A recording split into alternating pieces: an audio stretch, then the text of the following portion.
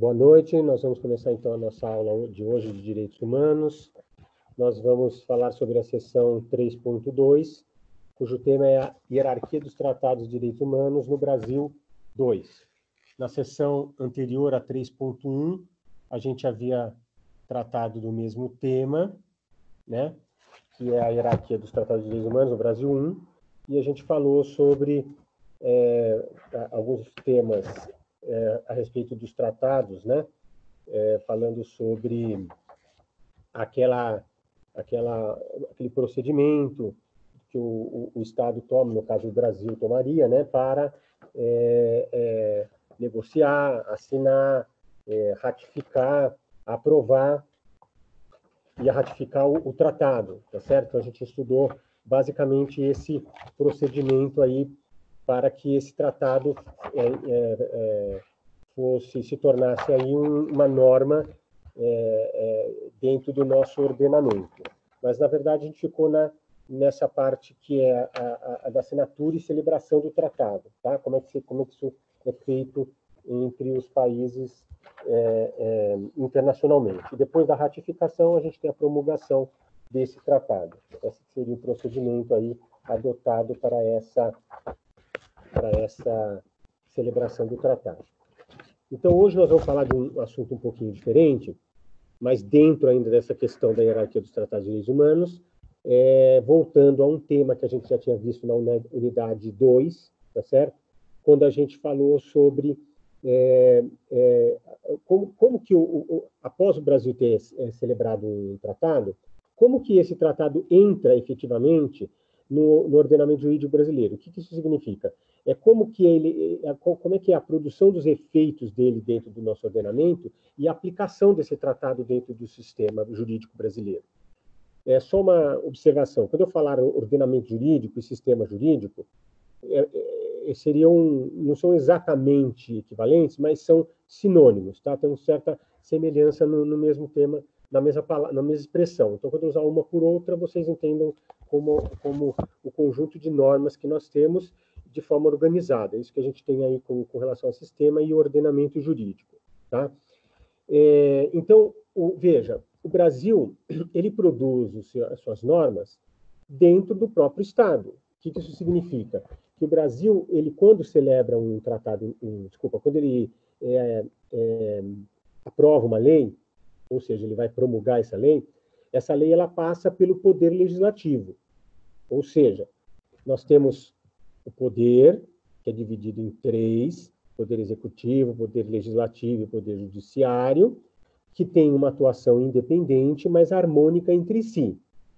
Isso que eu estou falando é uma teoria, tá certo? É a teoria da tripartição dos poderes, que foi elaborada por Montesquieu, e que a maior parte dos povos ocidentais, as nações ocidentais, né, os estados ocidentais, adotam. O Brasil também adota essa tripartição dos poderes. Na época do Império, o Brasil tinha 4 poderes, só para saber que nem sempre foi assim. Mas, durante toda a República, nós temos esses 3 poderes, né? E o poder legislativo é o poder que elabora as leis. Então, nós temos 2 casas, a Câmara dos Deputados e o Senado Federal. A Câmara dos Deputados, ela representa o povo, e o Senado Federal, ele representa os estados. Então, são 3 senadores para cada estado, tá? E para o Distrito Federal. E nós temos a junção das 2 casas, ou seja, a Câmara dos Deputados e o Senado Federal, a gente chama de Congresso Nacional, tá? Então, vejam, se a gente vai lá na Constituição, a gente verifica que a Câmara dos Deputados tem as suas atribuições, que a gente chama de competências, né? Assim como o Senado Federal tem a sua competência, quer dizer, quais os assuntos que cada um trata, tá certo? E tem também do Congresso Nacional, ou seja, as 2 casas podem atuar em determinadas matérias, tá? Você tem uma tramitação de normas dentro do sistema, do processo legislativo. Então, por exemplo, uma lei, ela tramita de uma maneira, uma lei ordinária. Uma lei complementar já tem uma outra forma, que é basicamente a mesma, só que o quórum, na verdade, é um quórum que a gente chama de maioria absoluta, tá? A lei ordinária é uma maioria simples. A emenda constitucional também tem um procedimento diferente. E, da mesma forma, a medida provisória. Tá? A medida provisória começa, na verdade, no Executivo, ele manda essa matéria para o Legislativo, que depois vai aprovar essa medida provisória. Então, tem vários atos normativos que têm diferenças aí na sua tramitação. Tem resolução, tem outros que agora não interessam. Mas, então, vejam que esses atos normativos, eles vão dar origem às normas dentro do nosso sistema jurídico, normas legais dentro do sistema jurídico. Quando a gente fala de uma emenda constitucional, nós estamos falando de uma alteração da própria Constituição, que é a lei maior do nosso sistema. Então, numa teoria que ficou muito famosa e bastante aceita, que é a chamada a pirâmide de Kelsen, porque o Kelsen foi um grande filósofo, tá certo? Ele é um positivista jurídico, e ele entendia que o nosso sistema é um sistema jurídico fechado, em que as normas, o próprio sistema jurídico resolve os problemas relativos à aplicação da lei no caso concreto, tá certo? Não precisa de auxílio da economia, da política, da ética, etc., para resolver problemas jurídicos. Então, entende-se que o sistema é um sistema fechado, tá? Por essa teoria do Kelsen. E existe uma hierarquia de normas numa forma de uma pirâmide. E lá no topo da pirâmide, sem considerar a norma jurídica fundamental, que é um problema diverso, que agora não vou entrar, mas nós temos a Constituição. Então, a Constituição está no topo da pirâmide e todas as outras normas são infraconstitucionais. A lei ordinária, a lei complementar, a medida provisória, resolução, regulamentos, tudo isso, decretos, estão todos abaixo da Constituição. Então, tem uma hierarquia nessas normas jurídicas. E todas as normas infralegais, elas têm fundamento de validade na Constituição. Então, se uma norma não está de acordo com a Constituição, ela é considerada inconstitucional. Tá certo? E como que é declarada uma norma inconstitucional? Então, você tem duas formas de tratar dessa questão da constitucionalidade das leis, tá certo? Você tem alguns legitimados, tá certo? O que são legitimados? As pessoas que podem entrar com essa ação. Então, tem um artigo na Constituição que vai dizer quais são os legitimados para entrar com uma ação de inconstitucionalidade de lei, tá certo? Então, para isso, a gente vai lá na Constituição, tá certo? E aponta isso daqui. Então, por exemplo, aqui, ó, no artigo 103, ele diz assim: podem propor ação direta de inconstitucionalidade e ação declaratória de constitucionalidade, tá certo? Através dessa ação, diretamente lá no Supremo Tribunal Federal. Por quê? Porque o Supremo Tribunal Federal, a função dele ele é a cúpula do Poder Judiciário, ele é o mais alto órgão dentro da estrutura do Poder Judiciário, tá certo? E ele tem a função de guardião da Constituição. Então, o Supremo é que vai verificar se as normas infralegais são constitucionais ou não. Então, quem que pode propor essa ação direta de inconstitucionalidade? É uma ação para dizer que determinada lei é inconstitucional, ou ação declaratória de constitucionalidade. Então, aqui a primeira vai determinar se a lei é inconstitucional. E essa outra ação declaratória de constitucionalidade, ela declara se aquela norma é constitucional ou não. Tá? Então, quem pode fazer isso? Presidente da República, a mesa do Senado Federal, a mesa da Câmara dos Deputados, mesa de Assembleia Legislativa ou da Câmara Legislativa do Distrito Federal, tá certo? O governador de Estado do Distrito Federal, o Procurador-Geral da República, o Conselho Federal da Ordem dos Advogados do Brasil, partido político com representação no Congresso Nacional, confederação sindical ou entidade de classe de âmbito nacional, são os legitimados para entrar com essa ação. Então, imagina lá, por exemplo, o Procurador-Geral da República. Ele entende que uma determinada lei é inconstitucional. O que ele faz? Ele propõe essa ação de inconstitucionalidade dessa lei, tá certo? E aí o Supremo Tribunal Federal vai examinar essa matéria, tá? Eu falei da ação direta de inconstitucionalidade, mas além delas nós temos essa ação declaratória, tem ainda ação por omissão,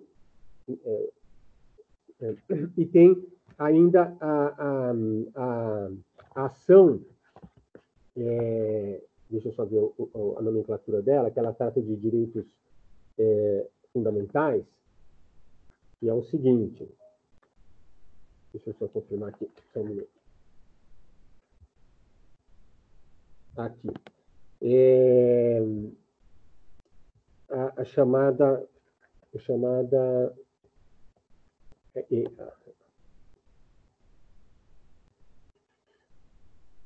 oh, meu Deus.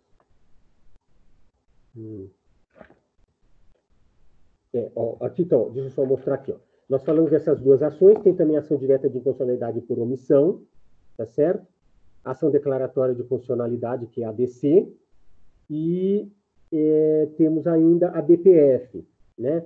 Essa DPF é essa que trata dos direitos, arguição de descumprimento de preceito fundamental, que é o que eu queria me lembrar. Então, são essas ações que tratam desse controle de constitucionalidade. Só que esse controle de constitucionalidade, como é feito diretamente pelo Supremo Tribunal Federal, ele é chamado de controle concentrado de constitucionalidade, tá certo?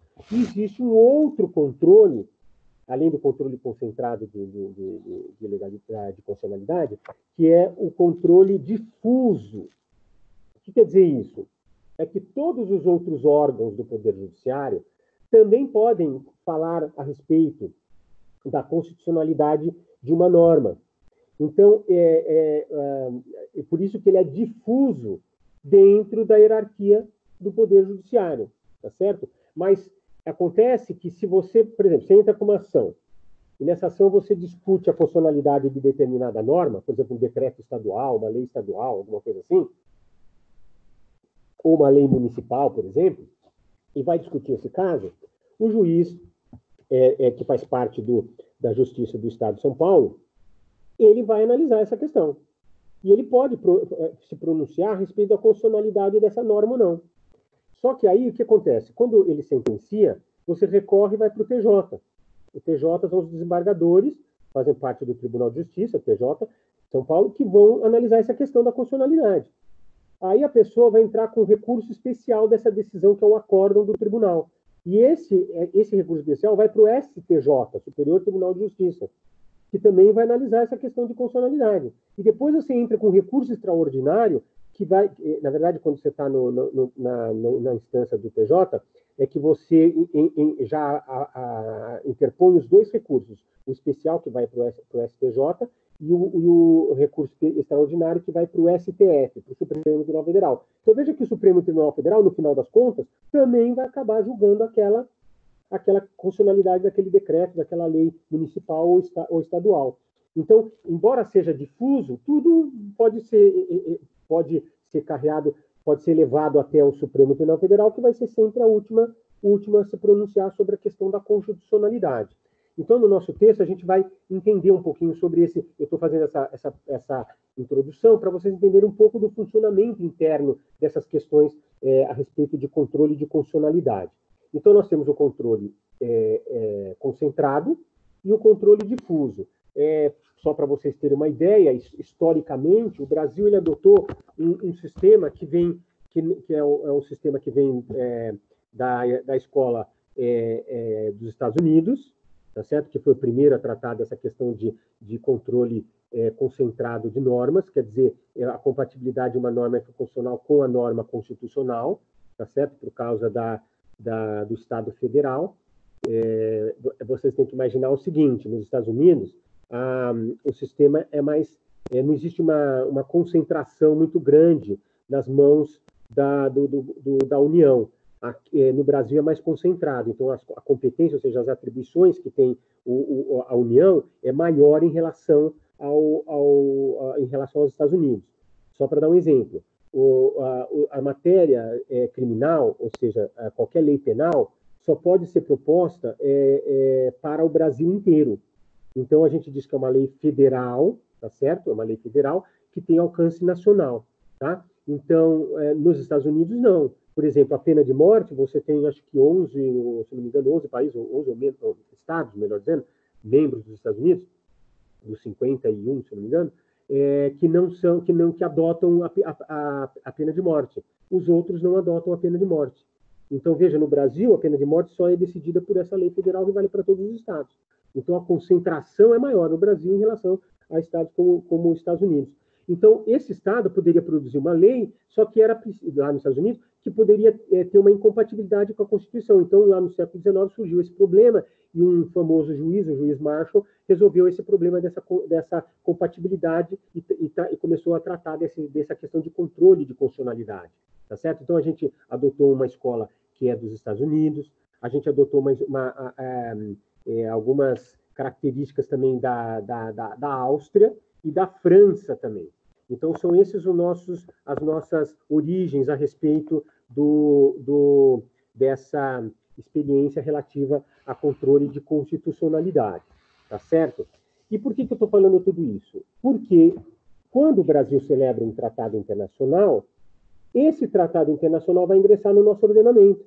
Mas ele ingressa como? Ele ingressa de alguma forma e é preciso saber se esse tratado, quando ingressar no nosso ordenamento, ele também vai estar sujeito a esse controle de constitucionalidade. Então, essa aqui é a questão que envolve tudo esse assunto que nós estávamos falando.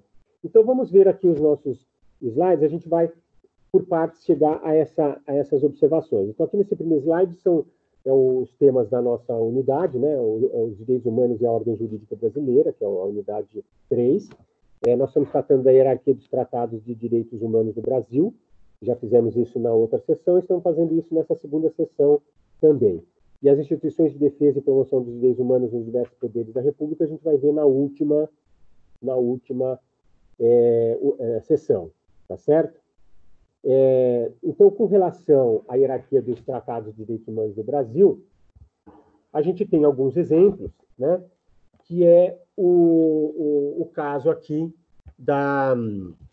desse estatuto da pessoa com deficiência. Porque, como a gente disse na aula passada, de todos os pactos que o Brasil assumiu internacionalmente, o único que ele ratificou foi esse da Convenção da ONU, tá certo? Sobre direitos de pessoas com deficiência. E aí o Brasil, ele converteu à medida que ele celebrou esse tratado internacional, ele acabou fazendo uma lei específica, que é a Lei 13.146 de 2015, que é uma lei brasileira, tá certo? De inclusão da pessoa com deficiência, que é, na verdade, chamada de Estatuto da Pessoa com Deficiência. Então, além da gente o Brasil ter assinado esse tratado internacional, ele ainda fez uma lei interna a respeito que é o Estatuto da Pessoa com Deficiência, tá? Então, este Tratado Internacional de Direitos Humanos, que trata aí da pessoa com deficiência, ele ingressou no nosso ordenamento seguindo aqueles requisitos que nós já falamos anteriormente, né? Que requisitos? Aqueles requisitos da emenda constitucional, ou seja, tem que passar por uma dupla votação, ou seja, discussão e votação em cada uma das casas e aprovado em cada uma dessas votações por 2/3 dos votos. Então, na Câmara dos Deputados, 2 vezes, passando por 3/5 dos votos, perdão, e 3/5 também no Senado Federal. Então, veja que esses 3/5 aí, conforme lá o artigo 5º, parágrafo 3º, e também aquele que fala especificamente da emenda constitucional, é um quórum bastante elevado, tá certo? Que é de difícil, são vários membros que são exigidos para aprovação, tá? Então, só lembrando, o parágrafo 3º do artigo 5º fala: os tratados e convenções internacionais sobre direitos humanos, tratados internacionais de direitos humanos, que forem aprovados em cada casa do Congresso Nacional, em 2 turnos, por 3/5 dos votos dos respectivos membros, serão equivalentes às emendas constitucionais. Então, esse tratado que é celebrado, ele entra como se fosse uma emenda, como se a gente tivesse feito uma emenda que adotasse aquelas normas contidas num tratado internacional, tá? Então, ele entra dessa forma. E este Estatuto da Pessoa com Deficiência, ele foi o único que entrou dessa forma. Tem outros tratados de direito internacional que o Brasil celebrou, mas que não entraram nessa condição, como emenda constitucional. E não esqueça que esse parágrafo 3º do artigo 5º, ele só ingressou no nosso ordenamento a partir da emenda constitucional 45, que alterou aquele artigo 5º e incluiu esse parágrafo, que é de 2004, tá certo? Então, a gente vai ver, por exemplo, como a gente já havia mencionado anteriormente, o Pacto de São José da Costa Rica, ele não ingressou dessa forma, até porque ele era de 69, embora tenha sido ratificado posteriormente, acho que na década de 90 que ele foi ratificado, se eu não me engano. Depois a gente fala dele. Então, o que interessa saber é que esse Estatuto da Pessoa com Deficiência é aquele que ingressou seguindo o quórum, os requisitos qualificados lá para a emenda constitucional, como a gente havia mencionado, tá? Mas, então, como é que a gente analisa essa questão da efetividade e aplicação dos tratados? Então, qual a efetividade e aplicação dos tratados internacionais de direitos humanos em nosso ordenamento jurídico? É essa questão que a gente vai tentar responder dentro dessa nossa análise dessa sessão, tá? Então, a primeira coisa que a gente tem que observar aqui é que esses tratados internacionais de direitos humanos, o Brasil celebra esse tratado, tá certo? A hora que ele celebra esse tratado, significa que ele vai passar a ser uma norma jurídica brasileira, tá? Agora, primeiro, que a gente tinha comentado antes, esse ingresso do tratado internacional dentro do nosso sistema pode ser de diferentes modos. Ou ele entra como norma constitucional, ou ele entra como norma infraconstitucional. E ainda dentro da condição de norma infraconstitucional, existe o que foi estabelecido por uma interpretação do STF como uma norma de status supralegal, tá certo? Mas como é que isso vai funcionar? Então, primeira coisa, em função daquela alteração da emenda 45 de 2004, que introduziu o parágrafo 3º do artigo 5º, tá certo? Nós temos algo que é chamado de controle de convencionalidade das leis, tá? Que faz com que os tratados internacionais que sejam celebrados pelo país e que ingressem no nosso ordenamento, passando pelo aquele rito qualificado que nós falamos da emenda constitucional, ele entra como uma norma constitucional. Então, primeira coisa, artigo 5º, parágrafo o artigo 5º, parágrafo 3º, ele vai fazer com que aquele tratado internacional ingresse como uma norma constitucional, tá? Agora, além dessa forma de ingresso, pode ser uma norma constitucional que não seguiu os ritos do parágrafo 3º, e aí eles ingressariam na forma do artigo 5º, parágrafo 2º da Constituição. Esse parágrafo 2º, ele diz o seguinte: os direitos e garantias expressos nesta Constituição não excluem outros decorrentes do regime e dos princípios por ela adotados ou dos tratados internacionais em que a República Federativa do Brasil seja parte. Então, aqui ele está levando em consideração que, se houver um tratado internacional, por exemplo, que não tenha entrado como norma infraconstitucional, ele vai entrar como matéria infraconstitucional, porém, essas normas, materialmente, elas são consideradas, por serem assuntos de direitos humanos, também tem relação com as normas constitucionais. Então, o que é essa história de material? É porque acontece o seguinte: tanto o artigo 5º, parágrafo 3º, quanto o artigo 5º, parágrafo 2º, eles estão falando de um procedimento, ou seja, a gente fala o aspecto formal da lei entrar no sistema. Só que, quando a gente fala o aspecto material, é pelo conteúdo dessa lei, não pela forma como ela entrou. Se ela entrou como uma emenda constitucional ou não entrou como uma emenda constitucional. Então, a gente precisa ver que, mesmo não entrando como uma norma, como uma emenda constitucional, ela ainda materialmente está tratando de questões constitucionais. Por isso que ela tem esse caráter supralegal, conforme a interpretação do Supremo Tribunal Federal.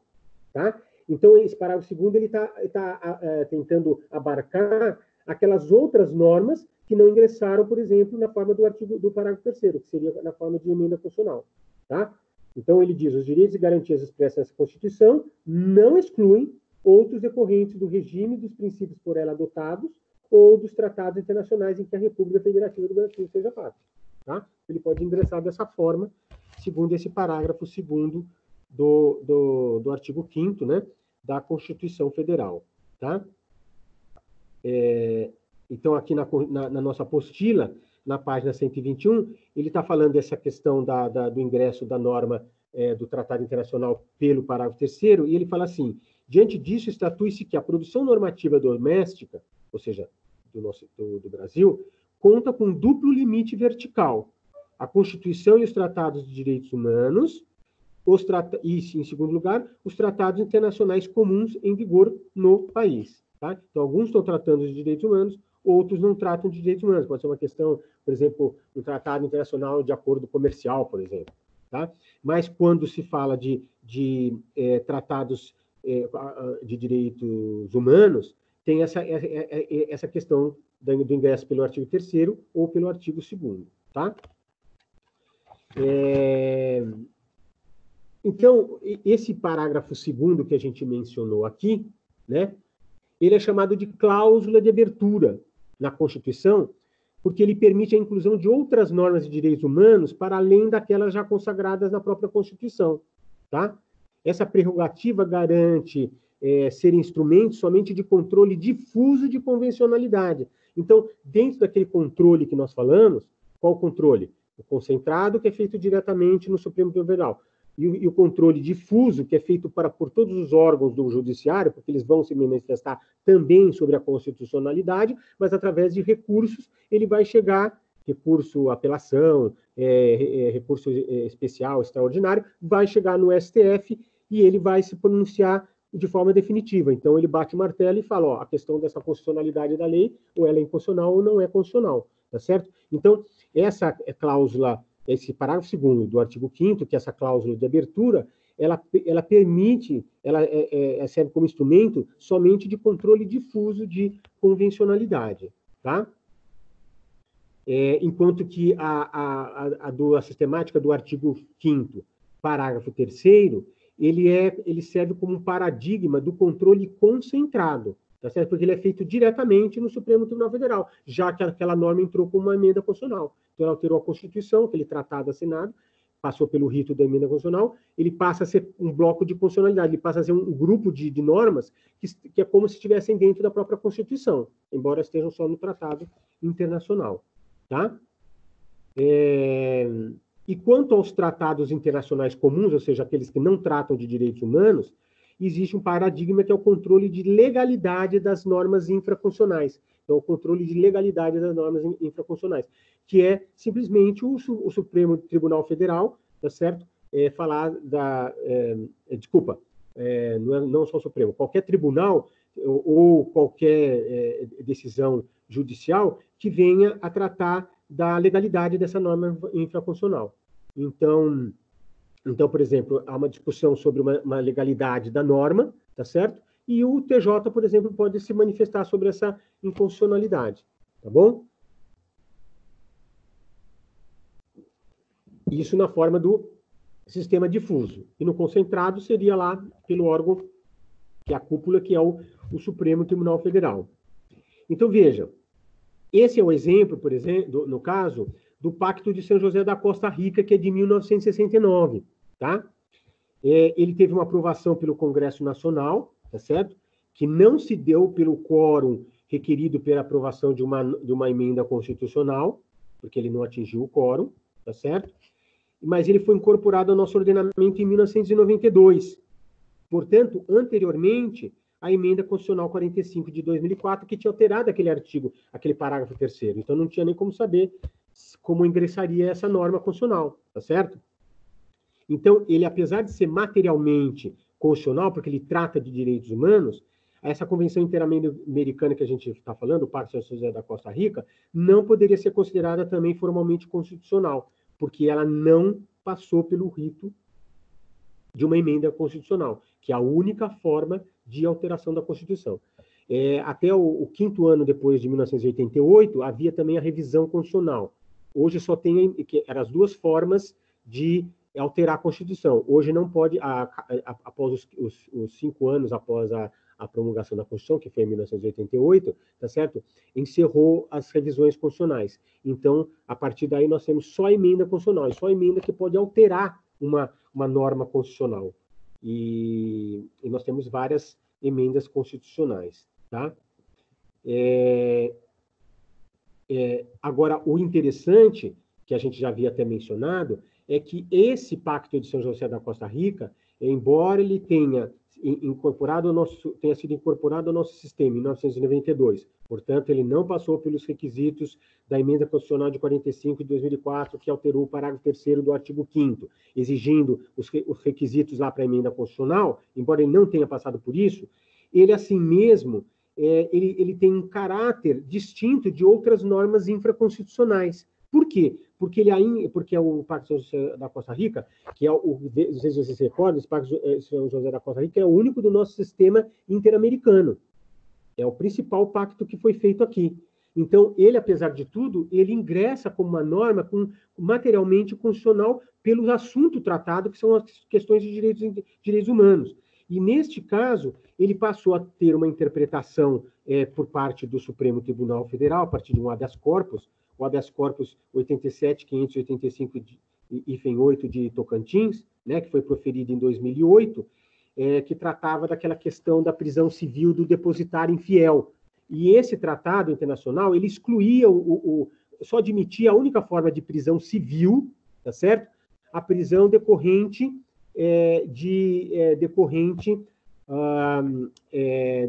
da inadimplência em caso de prestação de alimentos. Então, vejam, somente quem não paga a pensão alimentícia é que está sujeito a uma prisão civil. Presta atenção aqui, porque até a própria apostila aqui na página 122, no último parágrafo, ela fala assim, a questão tratava do pedido de soltura de um réu considerado depositário infiel, crime previsto pela nossa Constituição. Não é um crime. Nós estamos tratando de um assunto do âmbito civil e não no âmbito criminal. Então, a prisão civil, veja, é prisão civil, não é uma prisão penal. Não é porque ele cometeu um crime ele vai ser preso, que isso continua valendo normalmente. Aqui nós estamos falando de uma prisão civil, mas acontece que, para que você precisa ser preso civilmente se você já tem todos os elementos penais para a prisão de alguém? Então, por isso que o sistema jurídico, os doutrinadores, a respeito desse assunto, eles entendem que é uma excrescência que é um exagero, que é uma coisa fora da normalidade, você admitir prisão que não seja penal. Porque é no sistema penal que você tem a punição com a prisão, tá certo? Então, tem alguns requisitos, que são coisas lá do direito romano, que permitia a prisão civil, por questões civis, porque a pessoa se tornou inadimplente, tá certo? Ou, no caso da inadimplência por não pagar pensão alimentícia, ou a pessoa que era um depositário, que se torna um depositário infiel, porque o depositário ele tem a função de guardar e conservar um determinado bem, se ele extravia com esse bem, ele se torna depositário infiel. E foi este caso que fez com que a pessoa fosse presa civilmente. Então, o que aconteceu? Na discussão do problema da prisão dessa pessoa, foi alegado a aplicação do Pacto de São José da Costa Rica. Por quê? Porque o Pacto de São José da Costa Rica ele exclui a prisão civil do depositário infiel, só admite a da prestação alimentícia. Então, quando o Brasil celebrou esse tratado e ele entrou no ordenamento jurídico brasileiro, os doutrinadores falaram assim, olha, como esse tratado ele trata de questões materialmente constitucionais, porque trata de direitos humanos, e é uma norma que excluiu aquela prisão civil, é como se a nossa Constituição, que falou dessa prisão do depositário infiel, tivesse sido excluída por parte desse tratado internacional. Só que aí a discussão foi a seguinte, mas espera aí, esse tratado não havia entrado no nosso sistema como uma emenda constitucional, porque naquela época ainda não havia a emenda constitucional 45 que alterou o parágrafo 3º. E mesmo assim, o Pacto de São José da Costa Rica, que é de 69, isso foi incorporado no nosso sistema em 92, foi anterior à emenda constitucional. Então, eles começaram a discutir, falaram assim, ele é inconstitucional para discutir ele não é uma matéria para discutir uma questão constitucional. Então, ele não teria força para excluir a norma constitucional. Deixa eu explicar melhor. O artigo 5º da Constituição, num dos incisos, ele fala que é possível, que não, ele fala, na verdade, que a regra não é ter prisão civil, exceto, que é uma exceção, portanto, que é o caso da pensão alimentícia e do depositário infiel. A própria Constituição admitia isso. Só que os doutrinadores falaram que essa do depositário infiel, ela, na verdade, não tinha ainda parâmetros dentro do nosso sistema. Já havia essa discussão. Aí, quando houve esse ingresso, a incorporação do Tratado do Pacto de São José da Costa Rica, que já excluía essa prisão, então todos falaram assim, então admite só a prisão no caso de pensão alimentícia, e não mais no caso de o depositário infiel. O problema foi que a discussão era no sentido de dizer que esse tratado ele não ingressou como uma norma constitucional e, portanto, não teria como excluir uma norma constitucional, porque ele é uma norma infralegal. Toda norma infralegal tem fundamento de validade na Constituição. Se a Constituição estava escrita daquela maneira, não poderia excluir uma norma que é hierarquicamente superior à norma infraconstitucional. Então, ficou essa discussão durante alguns anos. Até que depois, com a emenda constitucional de 45, de 2004, aí houve alteração naqueles parágrafo 2º e o parágrafo 3º, de tal sorte que já se sinalizou, olha, todos os tratados internacionais vão ingressar agora dessa maneira, ou como norma constitucional, passando pelo requisito do quórum qualificado lá da emenda constitucional, tá certo? Ou, se não acontecer isso, ele vai entrar com uma norma infraconstitucional. Porém, como norma infraconstitucional, ele ainda tem um caráter de supralegalidade, ou seja, se houver um conflito de uma norma infralegal e esse tratado internacional que não tem caráter constitucional, tem apenas caráter, então, com uma norma infraconstitucional, ele tem caráter de status de supralegalidade, ele é superior à norma infraconstitucional. E aí, por isso, eles afastaram a prisão civil do depositário infiel. E como o Supremo adotou várias interpretações nesse sentido, ele acabou produzindo o que a gente chama de súmula vinculante, ou seja, uma súmula que vai vincular todos os órgãos do judiciário de todo o Brasil, de tal sorte que excluiu a prisão civil do depositário infiel. Então, com essa súmula vinculante, resolveu o problema da interpretação que havia anteriormente, porque poderia ter um desembargador de um tribunal tal que achasse que seria constitucional essa prisão civil para o caso do depositário infiel. E agora não pode mais, porque tem a súmula 25 que exclui expressamente essa forma de prisão civil, tá certo? Então, a única prisão civil que tem hoje é a prisão no caso de inadimplência em prestação alimentícia. E você vê vários casos aí na jurisprudência, né, de jogadores de futebol que tem esses problemas e tal, porque acabam incorrendo nessas questões aí, tá? Então, esse slide a gente já explicou aqui essas formas de ingresso desse controle aí de constitucionalidade, enfim, e da forma de ingresso do tratado no sistema jurídico brasileiro, tá? Para aqueles que chegaram um pouquinho mais tarde, eu expliquei o que é o controle difuso e o controle concentrado de constitucionalidade das leis, que é um assunto um pouco mais complexo, que eu preferi introduzir de cara para a gente já entender como é que funciona isso. Esse controle, o controle concentrado, é um controle que é feito pelo Supremo Tribunal Federal, que tem a função de ele é o guardião da Constituição, tá certo? Embora hoje ele esteja extrapolando essa atividade dele, que é a atividade jurisdicional, ele que é o que está sendo dito hoje do ativismo judicial, de tal sorte que ele está interferindo nos outros poderes, né, que é o caso do Poder Executivo e também Poder Legislativo. É como se ele estivesse atuando, às vezes, até como um legislador. Ele faz leis ao dizer se isso pode ou isso não pode, se o Executivo pode fazer isso ou fazer aquilo. Essa questão da nomeação da Polícia Federal, do chefe da Polícia Federal, que é um cargo de confiança do presidente, ele teria livre nomeação. No entanto, o Alexandre de Moraes, eu estou até aqui com um livro dele de Direito Constitucional, ele foi um autor, um ministro lá que determinou que impediu essa nomeação, simplesmente com indícios de que ele poderia levar a uma obstrução de investigações. Só que, veja, é uma decisão de um ministro, não são dos 11, não é do plenário do Supremo, tá certo? É uma decisão monocrática, só desse ministro, interferindo numa função que é do executivo, tá certo? Impedindo o próprio executivo de governar. Então, aquele artigo da Constituição que fala que os poderes são independentes, mas harmônicos entre si, está sendo violado.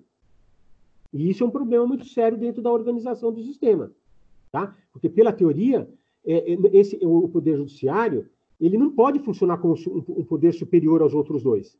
Ele está no mesmo grau, no mesmo nível hierárquico dos outros poderes. E ele não pode fazer essa intromissão indevida. Um dos grandes juristas brasileiros, né, da atualidade, que é o Ives Gandra da Silva Martins, tem o Ives Gandra, que é o pai, né, e tem o filho, que o filho ele é um desembargador, se eu não me engano, do TRT, TRT, isso mesmo, que é um filho dele, tá? Trata então de matérias trabalhistas. O Ives Gandra é um advogado, tá certo? Que é um constitucionalista famoso, tá? Ele é formado na escola do Mackenzie e na Faculdade de Direito Mackenzie, e ele é considerado, tem vários doutorados honoris causa em várias faculdades brasileiras e mundiais, tá certo? E é considerado internacionalmente. E ele fala exatamente isso que eu acabei de falar, que está havendo uma interferência indevida do poder judiciário no poder executivo e, às vezes, até no poder legislativo. Tá certo? Esse ativismo judicial que estamos falando é um problema muito sério. E o Alexandre de Moraes, inclusive, é amigo dele. Ele até ressalta isso quando ele fala. Veja aqui o livro do Alexandre de Moraes, que é um manual razoável de direito constitucional, não há problema com relação a isso. Mas você sabe que ele foi nomeado e ele tem uma afirmação dentro desse manual que ele até contrariou o que ele mesmo falou. Ele foi nomeado por um presidente, ele dizia que não podia ser, não era recomendável que uma pessoa fosse nomeada por um presidente quando no exercício do ministério dentro daquele próprio governo. Como ele era ministro do Michel Temer, ele acabou sendo nomeado para ser ministro do Supremo Tribunal Federal. Ele era ministro da Justiça, se não me engano, e amigo também do Michel Temer, que é outro constitucionalista lá da PUC, né? Que foi presidente da República, e ele também acabou nomeando o Alexandre de Moraes para uma das vagas do Ministério Público, tá? Então, ele também trata aqui da questão de controle de constitucionalidade, ele fala de vários assuntos aqui relativos a esse tema de controle de constitucionalidade, tá? Para quem gosta desse assunto, não sei se vocês têm interesse, mas só para saber, tem esse livro aqui que é muito interessante, que é um livro chamado Direito Constitucional Esquematizado, de um autor chamado Pedro Lenza. O Pedro Lenza é um constitucionalista formado, acho que na Universidade de São Paulo, e ele tem uma série de trabalhos interessantes, porque essa coleção aqui de direitos, tem direito civil, direito penal, tal, sempre esquematizado. É um livro que tem várias coisas interessantes. Ele tem, por exemplo, quadros informativos, tem resumos, questões, tal. Então, para quem for cursar essa área, é muito interessante essas matérias. E ele trata aqui com bastante didática essa questão do controle de constitucionalidade. É um assunto bastante interessante que vale a pena conhecer, tá?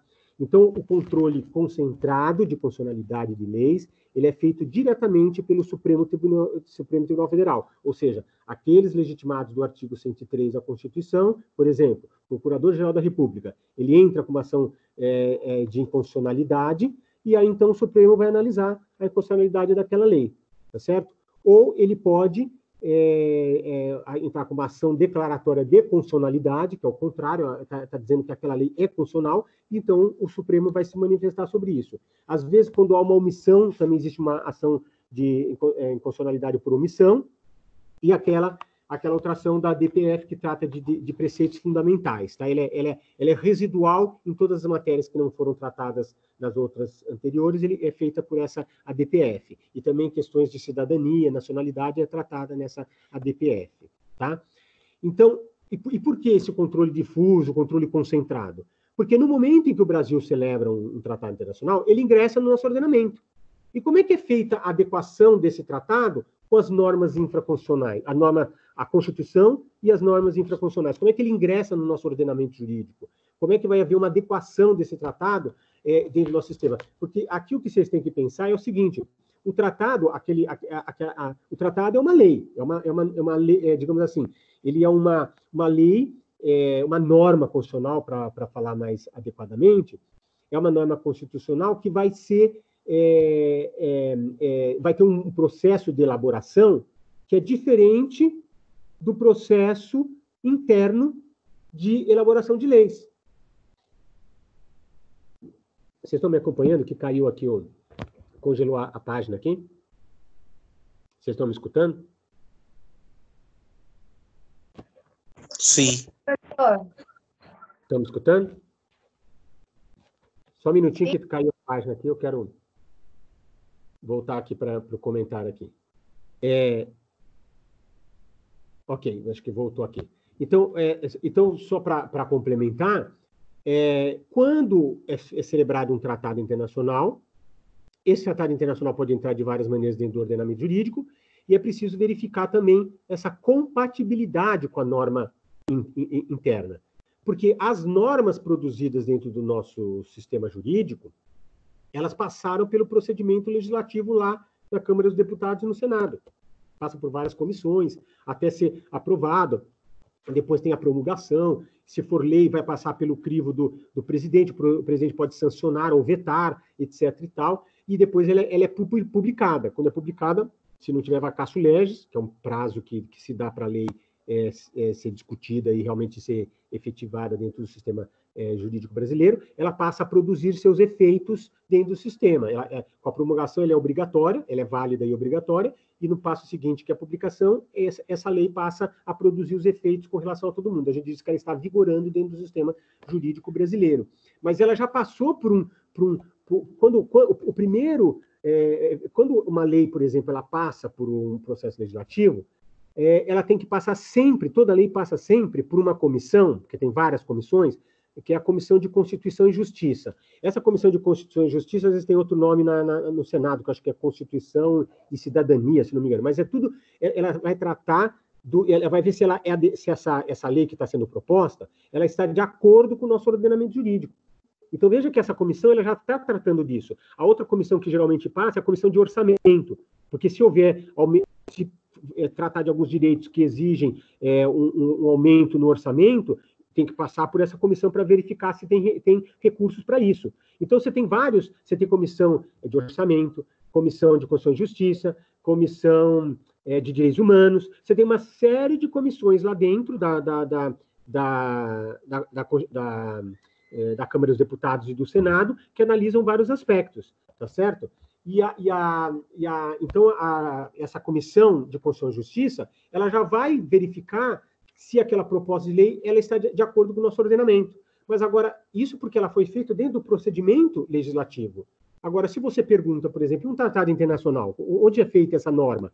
Essa norma é feita por um órgão internacional, ou seja, vamos supor, a ONU propõe discutir um assunto, e ele vai apresentando lá para os Estados-membros e fala assim, olha, nós estamos discutindo esse tratado internacional. Por exemplo, o tratado lá que falava da questão da pessoa com deficiência. Então, ele é feito esse tratado internacional e os Estados-membros, eles assinam. Só que isso é feito, essa assinatura, ela começa sempre, a negociação é lá no nosso corpo diplomático, e quem assina é o Poder, que faz parte do Poder Executivo, Ministério das Relações Exteriores, e quem assina isso é o presidente da República.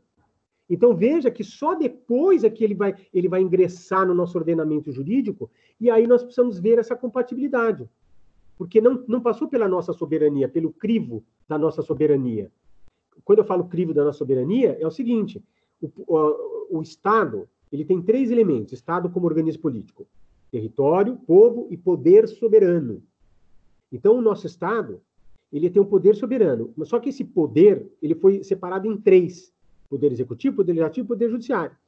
Quando a gente diz que tem uma Constituição que estabelece como é o funcionamento e a organização desse Estado, que diz que tem 3 poderes, e que o poder legislativo tem a função de fazer leis, sob um procedimento que já está estabelecido no própria Constituição, isso é democracia. Então, é o Estado democrático de direito. Então, a gente diz que essa lei que é produzida no nosso ordenamento, ela já está sob a nossa soberania, mas um tratado internacional nem sempre. porque o Tratado Internacional foi feito por um outro órgão que não foi aquele que tem a soberania brasileira. Então, existe esse problema de discutir qual que é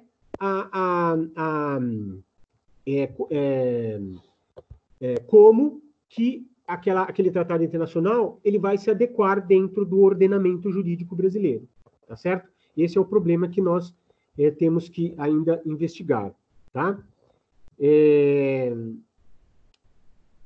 Então, veja, voltando lá para o que a gente tinha falado no finalzinho, através daquele habeas corpus, né, do Tocantins, o Supremo Tribunal Federal, tratando lá da questão do Pacto de São José da Costa Rica, ele entendeu que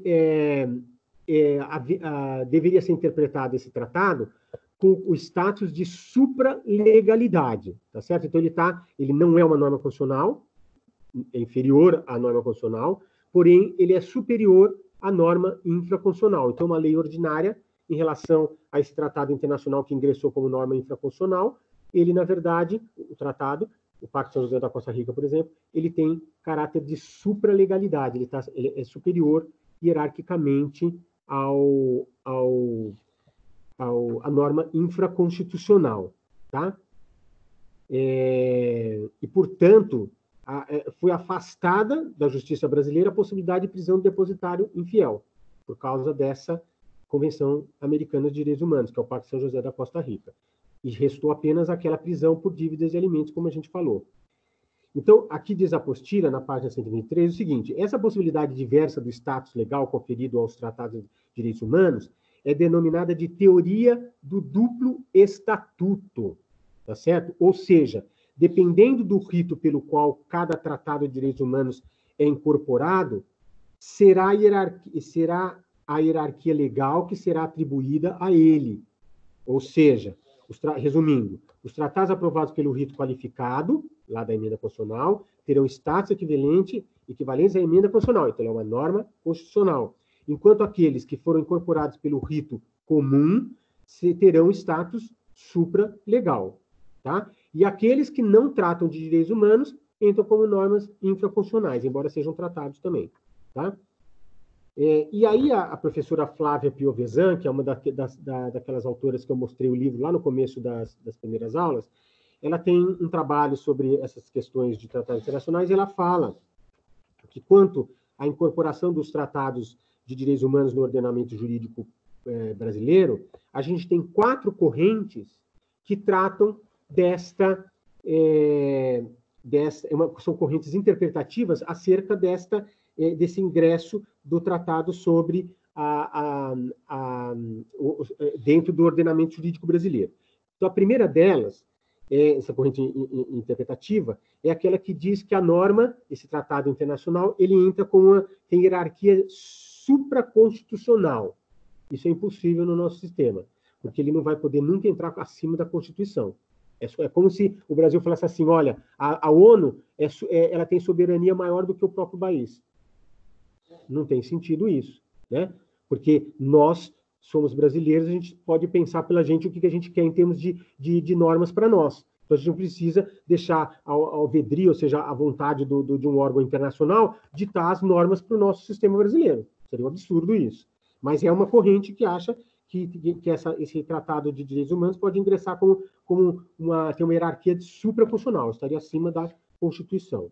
Tá? A segunda corrente entende que ele entra na hierarquia constitucional, ou seja, por passar pelo rito do parágrafo 3º do artigo 5º, ele ingressaria como uma norma constitucional. Então, algumas, não só o Brasil, mas alguns países adotam esse posicionamento. A terceira corrente fala de uma hierarquia infraconstitucional, mas supralegal. Então, ele não ingressou como norma nem supraconstitucional, nem constitucional, mas ele entra como norma infraconstitucional, mas com caráter supralegal. E a quarta corrente, ele fala da paridade hierárquica entre o tratado e uma lei federal, ou seja, esse tratado ingressa na mesma hierarquia de uma lei ordinária, por exemplo. Tá?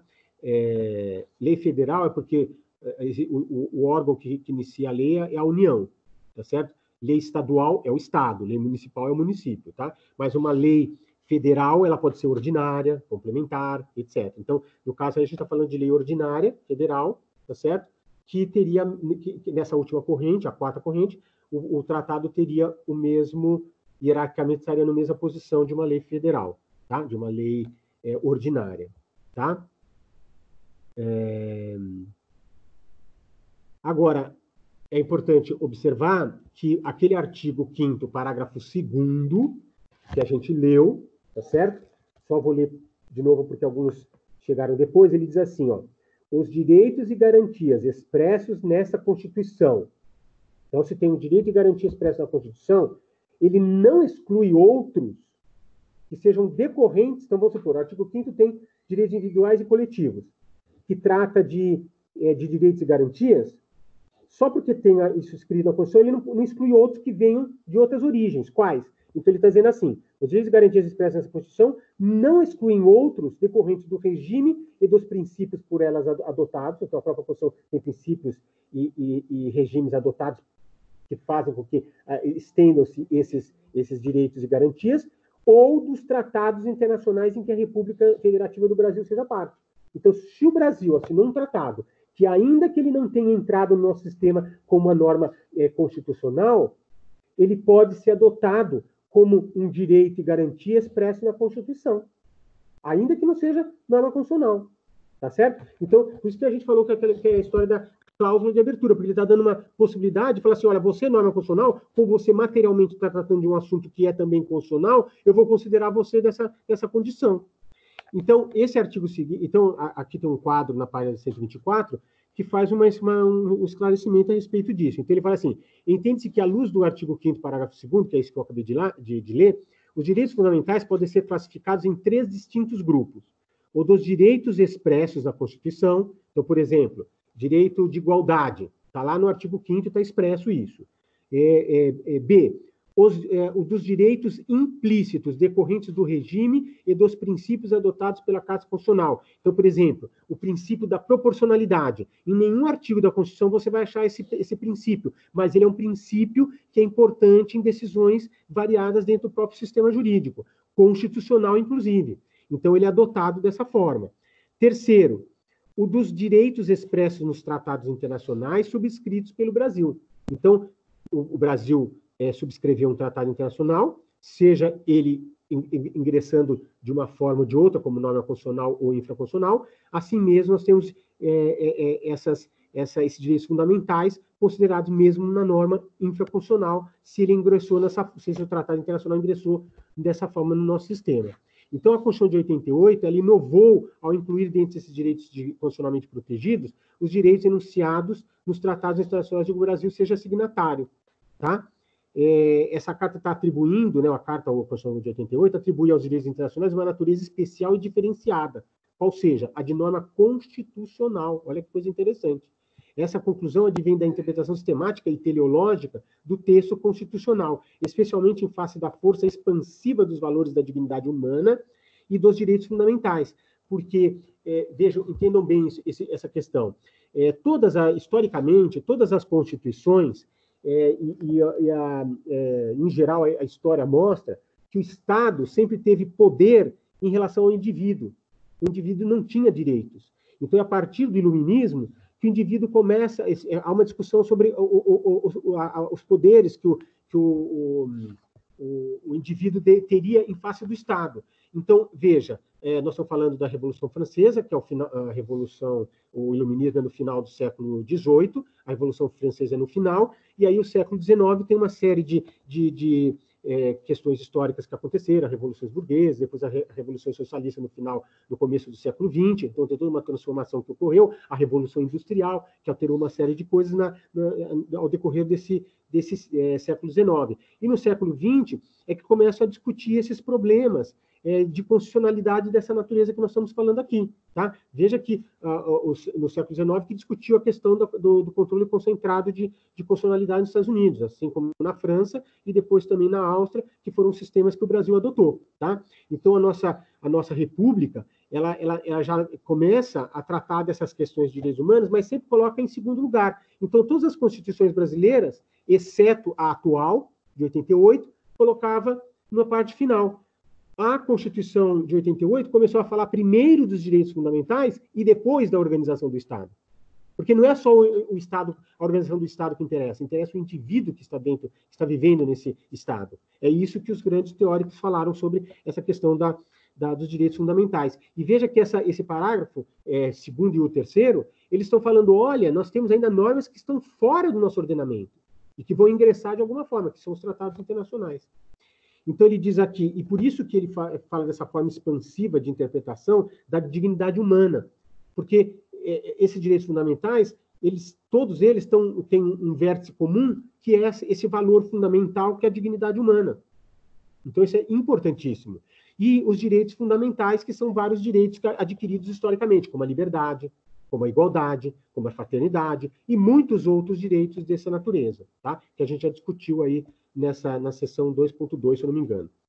A esse raciocínio se acrescenta um princípio da máxima efetividade das normas constitucionais referentes a direitos e garantias fundamentais e a natureza materialmente funcional dos direitos fundamentais, o que justifica estender aos direitos enunciados em tratados o regime constitucional conferido aos demais direitos e garantias fundamentais. Então, veja que explicação interessante para levar, para considerar essas normas de tratados internacionais, quando ingressam no nosso ordenamento, terem caráter, seja de norma constitucional ou norma infraconstitucional, mas, ainda como norma infraconstitucional, eles têm, pela condição material e por tratar de um direito fundamental, eles têm esse caráter de supralegalidade. Tá? Então, ele fala desse controle de convencionalidade, tá certo? Que tem por finalidade verificar a compatibilidade vertical da norma nacional com os tratados internacionais ratificados pelo Estado e vigentes no território nacional. O problema que ocorre aí é o seguinte: quem tem legitimidade para analisar essa compatibilidade dos tratados com a lei interna? Essa é que é a questão que surge a partir dessa discussão, né? Então, veja, quando a gente fala da questão da compatibilidade dos tratados com a lei interna, essa análise, quem tem alguém, é um titular para fazer essa análise. Quem seria esse titular? Veja que esse é um tema extremamente controverso. Por quê? Porque tem alguns que defendem que, em função da soberania do Estado e da afirmação do seu ordenamento jurídico, ele entende que a Justiça Nacional é que tem a última palavra sobre a análise e pronunciamento, tá certo? Do entendimento desse órgão, a respeito da compatibilidade do tratado com a norma interna. Ou seja, são os órgãos jurídicos brasileiros, jurisdicionais brasileiros, que vão tratar de analisar essa compatibilidade. Tá certo? Essa é uma corrente. A outra corrente, ela entende, ou seja, outros autores entendem, que são os órgãos internacionais, em especial as cortes internacionais, que teriam a legitimidade para dar a última palavra sobre a aplicação e interpretação dos tratados internacionais. Pois, se assim não ocorresse, cada país iria conferir ao documento o sentido que melhor lhe aprovesse, causando a fragmentação e enfraquecimento do caráter universal do direito internacional dos direitos humanos. Então, é por isso que surge esse problema dessa controversa discussão sobre quem teria essa legitimidade. Eu diria o seguinte: como o Brasil é um Estado democrático de direito, tudo tem que passar pelo crivo da nossa soberania. Então, os órgãos que são aqueles que se pronunciam a respeito da interpretação de uma norma constitucional, são os órgãos jurisdicionais de qualquer instância, eles que têm que se pronunciar. Claro que, no final, seja por um sistema difuso ou concentrado, sempre o Supremo que vai dar a palavra final. Tá certo? Agora, quando ele diz aqui que as cortes internacionais, elas que teriam legitimidade para dar a última palavra sobre a aplicação e interpretação dos tratados internacionais, a gente corre o risco de deixar para pessoas que a gente nem conhece, tá certo? Ao alvedrio dessas pessoas, tá certo? A determinação de qual norma que vai tratar de um assunto que pode ser pertinente ao nosso Brasil. Então, ainda que a gente possa falar assim, mas o Brasil é signatário dos tratados internacionais, ele é Estado membro da ONU, por exemplo, e ele agora não vai submeter aqueles tratados? Ué, o Brasil pode ratificar ou não, ele só admitiu, ele assinou os vários pactos, aqueles 9 grandes pactos da ONU, mas alguns ele não ratificou. Então, ele tem esse direito também de fazer isso. Agora, esse pronunciamento de compatibilidade, por acaso eles conhecem o nosso sistema interno? Eles conhecem as nossas leis? Então, é um problema que eu acho muito sério.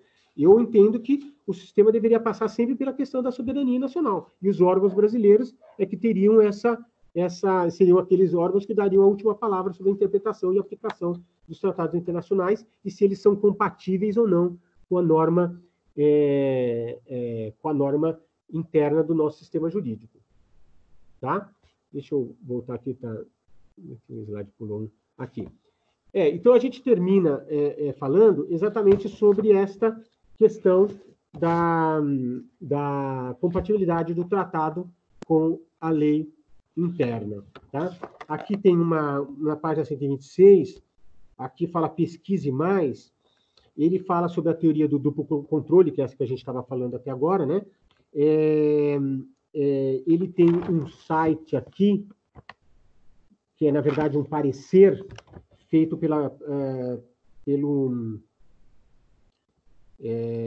um parecer da Procuradoria-Geral da República sobre uma ação de descumprimento de preceito fundamental, número 320, que trata do controle de convencionalidade e de constitucionalidade relativa à Convenção Americana de Direitos Humanos, né? Esse parecer ele foi, você pode acessar aqui nesse link apresentado aqui na página 126 e 127. Tá? É interessante para consultar e para saber esses assuntos, inclusive a questão da compatibilidade do tratado com a lei interna. Tá bom? Era isso que eu tinha para falar hoje. Queria saber se vocês têm alguma dúvida e a gente pode... Só lembrando que nós temos aquelas questões que respondidas, eu não gostaria que vocês deixassem passar no dia 8, mas esse é o assunto que nós tratamos hoje. Tá? Alguma dúvida? Não, professor. Tudo ok. Tudo ok? Então, acho que era isso hoje que a gente precisava falar, então a gente pode se ver na próxima semana. Não esqueça, então, de até sexta-feira entregar o questionário para poder dar as notas de vocês, tá bom? Beleza? Ok. Então, tá bom, pessoal. Eu agradeço a atenção, a gente se vê na semana que vem, tá bom? Obrigada, boa noite.